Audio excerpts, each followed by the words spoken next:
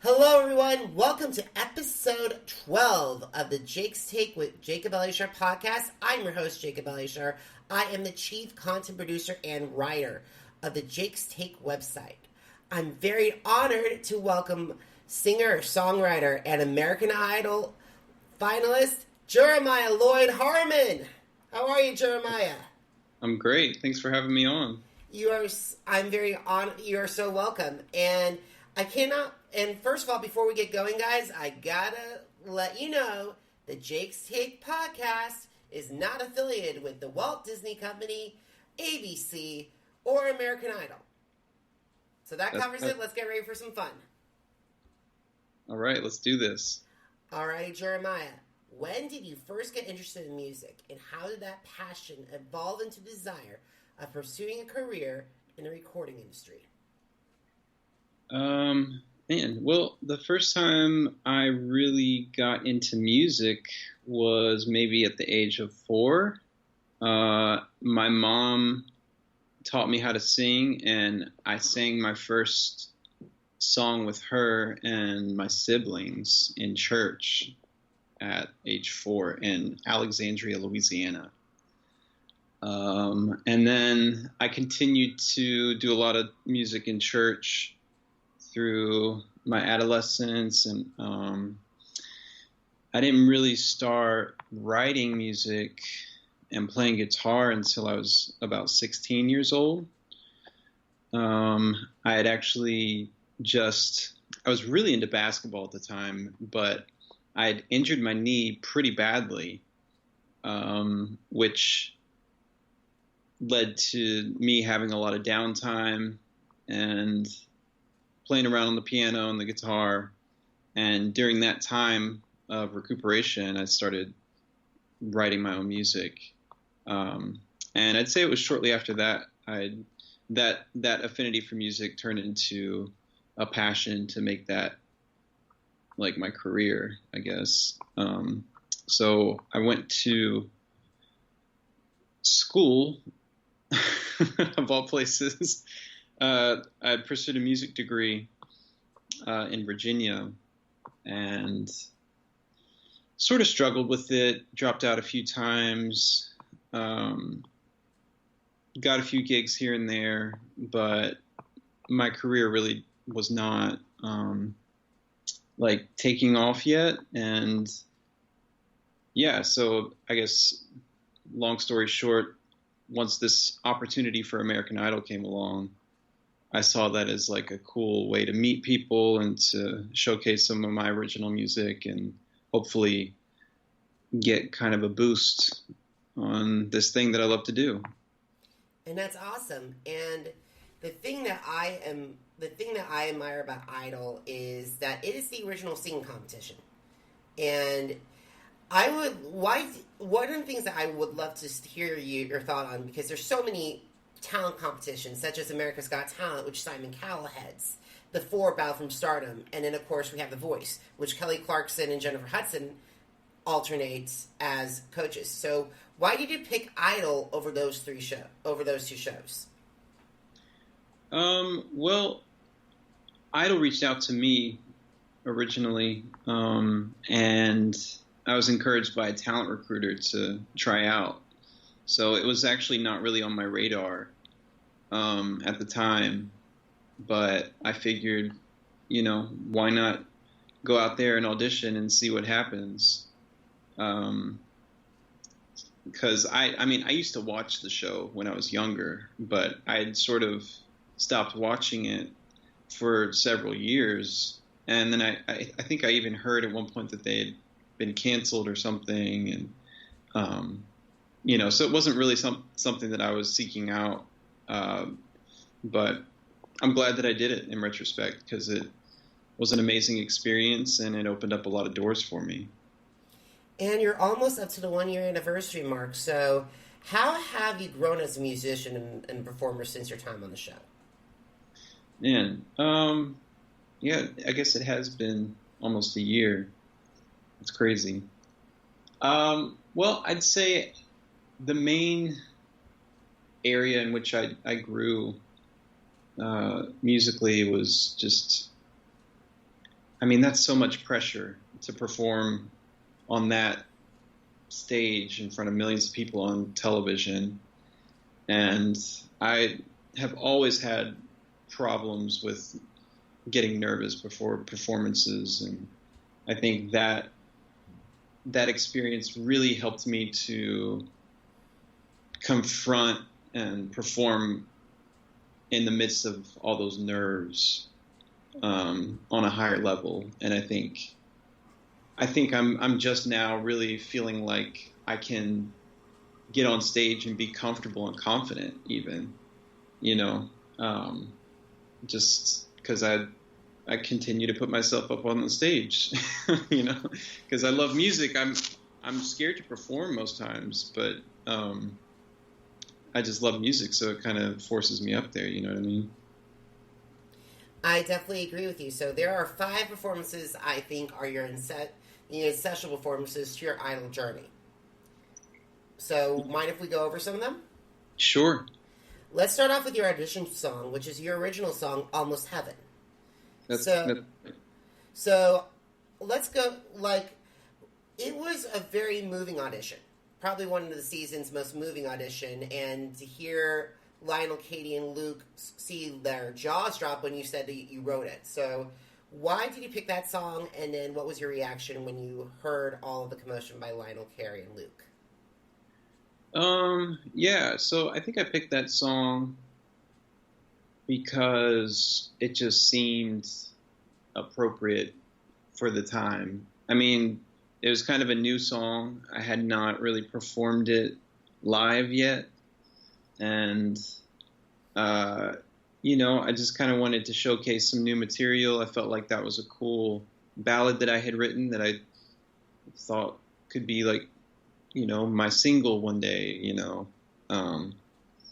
So, I don't know, it felt right. I'd actually prepared a few other songs in case they didn't like that one.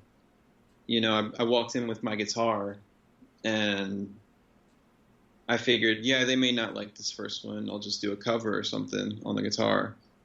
But they loved it, and I was pretty shocked, actually. I didn't expect the kind of response that I got.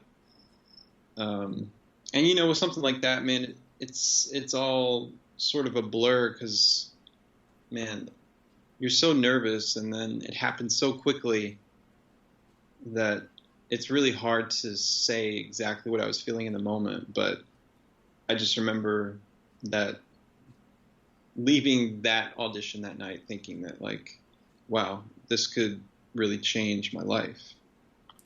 And it did. So you made it to the top 20 week, and everybody had the opportunity to perform with a celebrity, and you had the opportunity to perform with a really big voice from our generation, Cynthia Erivo, who I believe has a Tony, an Emmy, and a Grammy. Yeah, Cynthia Erivo, she's amazing. And I love that duet of Time After Time. The way that you guys, the vocal chemistry was unbelievable. Man, well, she led the way, honestly. She really helped me feel centered in myself on stage. And she was just so kind and generous with her energy. And you could just tell that she really wanted everybody to succeed, and I just fed off of her energy. And it was probably one of the best duets of that grouping. Well, I definitely had a bunch of fun. I mean, that was probably one of the coolest moments on the show for me, if not the most memorable moment. All right, so it's Elton John week, and you picked a big risk by going through one of his rare gems. We all fall in love sometimes, which I made in my top 4 of my Jake's Take performances of 2019. That performance left Lionel Richie astonished, and it was probably one of the times that season that Katy Perry actually openly wept. Yeah, I guess that did happen. I remember hearing that song. Actually, Jeff Buckley did a cover of that. and I'm a huge Jeff Buckley fan. And I'd sort of listened to a few different cover versions of that, and obviously the original is great. And I love Elton John too. I mean, he's one of my heroes. But I wanted to do something a little different with it. So yeah, I was able to come up with an arrangement that I liked, and it was what it was, and I had a blast. Alrighty, top 8 week, and Who Wants to Live Forever by Queen is I'm a reality television historian when it comes to performing arts shows, such as singing competitions. So I've heard it done by my friend Emily West on America's Got Talent Season 9, and then my friends Calabro on with the first champion of Britain's Got Talent Champions. But however, what made that version unique was your ending, because they just went with the just classical alone, but you just went up there to Freddie's rock version. Yeah. Yeah, I mean, look, so the way that this thing works is that you're working under a fairly narrow scope of music, because for these rounds, we're given a list of songs to choose from. And, for some of them, you may be able to, campaign a new tune that's not on the list, which was actually the case with the Elton John song that I did. So thankfully I passed with that tune. But this, the Queen tune, I just tried to make it my own in some way. And I had a lot of fun doing it, I really have not spent a lot of time covering any other of Queen's material, so that gave me a cool introduction, if you will, to performing their music. And I had a lot of fun with it, honestly. It's fun to channel somebody else's energy through music, and I had a lot of help too with the vocal coaches, and even the styling team helped me out with the whole performance. So, it was a blast. Now, sadly, you were eliminated, and everyone was shocked when you were eliminated from the show, because a lot of people picked you to be their winner. And what were your thoughts when your fans were saying, "Oh my God, Jeremiah was robbed," or "What the heck, America?" What were my thoughts? Yeah, when you saw all your fans rallying around, a lot of the Idol fans were shocked with that elimination. Well, I think first of all, I was just really appreciative of the support, and I think in retrospect that was the most that I got out of that whole experience. I mean, all that you can really hope for through a show like that is to be able to get up there and present yourself as authentically as you can, and hopefully it'll resonate with people, and you'll have some kind of support going out of that to be able to continue that pursuit of authenticity, is what I see it as. And that was amazing to see that, fans wanted me to succeed so much that they were, bummed or whatever about the elimination. But the cool thing was that all of that energy transferred into, my projects after the show. And I was able to run this Kickstarter campaign for my album recording, which was wildly successful thanks to my fans. And, I rely on their support even now. And, I wouldn't be able to do any of this without them. All right, I know that we have to get to the album, but however, we got to finish up Idol. So one final performance that we have to talk about was your duet with Katie with Unconditionally. And this was probably I feel like every year that she's been on a judge, her duets with the